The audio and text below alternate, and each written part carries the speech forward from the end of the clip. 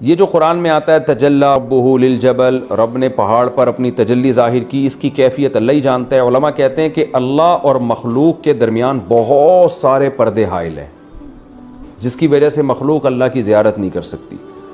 تو حدیث میں آتا ہے ایک انگلی کے بقدر اللہ نے تجلی کا ظہور کیا ہے، یعنی ایک تشبیہ دی گئی ہے کہ یعنی کروڑوں اربوں پردوں میں سے اللہ نے ایک معمولی سا پردہ ہٹایا ہے پہاڑ کے سامنے، جس کی پہاڑ تاب نہ لا سکا۔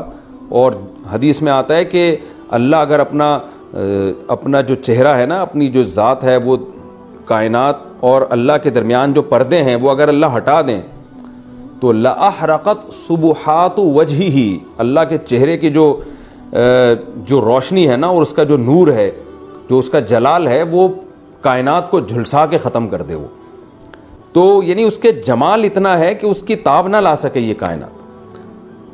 تو سوچئے کہ نبی صلی اللہ علیہ وسلم نے فرمایا کہ جب قیامت قائم ہوگی تو اللہ تعالیٰ بندوں کو اپنا دیدار کرائیں گے۔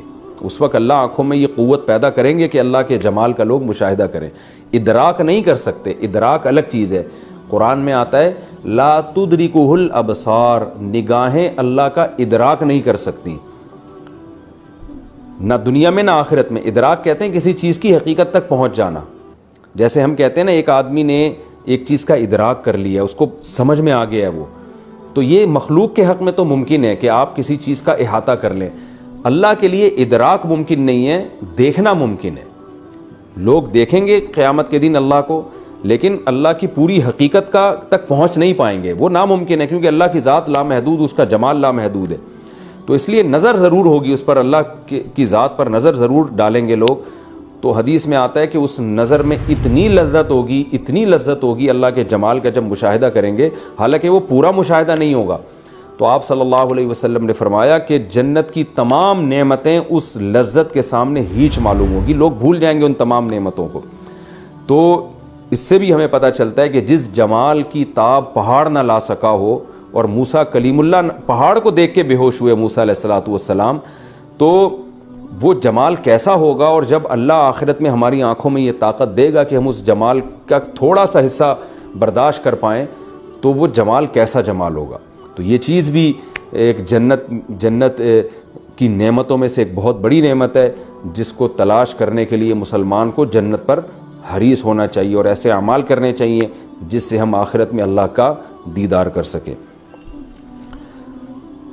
اس کے بعد جو اللہ نے موسیٰ علیہ السلام سے فرمایا، جب موسیٰ علیہ السلام بے ہوش ہوئے، پھر ہوش میں آ کے اللہ سے توبہ استغفار کیا، تو اللہ نے کیا فرمایا، انی اصطفیتک علی الناس برسالاتی وبکلامی، اے موسیٰ میں نے تجھے منتخب کر لیا ہے لوگوں پر اپنی رسالت اور اپنے کلام کے ساتھ۔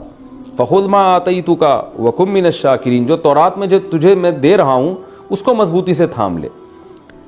اس میں بھی علماء نے ایک بڑا اچھا رب بیان کیا ہے کہ موسیٰ علیہ السلام جب ہوش میں آئے تو اللہ نے فرمایا کہ اے موسیٰ تو میری زیارت دنیا میں نہیں کر سکتا، لیکن میں تجھے تورات کی صورت میں ایک ایسا سرما دے رہا ہوں کہ اس کو تو اپنی آنکھوں میں لگائے گا تو آخرت میں میرے دیدار کی طاقت تیرے اندر پیدا ہو جائے گی۔ لہذا میرے دیدار کی بحث کو چھوڑ دے، کیونکہ دنیا خواہشات پوری ہونے کی جگہ نہیں ہے، دنیا دار العمل ہے۔ تو دار العمل کے لیے کیا ہے، میں نے تجھے لوگوں میں منتخب کیا اپنا پیغام پہنچانے کے لیے، لہذا تو نے تورات خود بھی مضبوطی سے عمل کرنا ہے اس پر، اور اپنی قوم کو بھی کہنا ہے کہ اس کے اچھے اچھے حکام کو مضبوطی سے تھام لیں۔ گویا یہ وہ سرما ہے کہ جب تورات پر اے موسیٰ تو عمل کرے گا اور تیری قوم عمل کرے گی تو تیری آنکھوں میں اس سرمے کے ذریعے وہ طاقت پیدا ہو جائے گی کہ آخرت میں تو میرا دیدار کر سکتا ہے، کیونکہ اللہ کے دیدار کی خواہش بھی ایک لذت ہے نا۔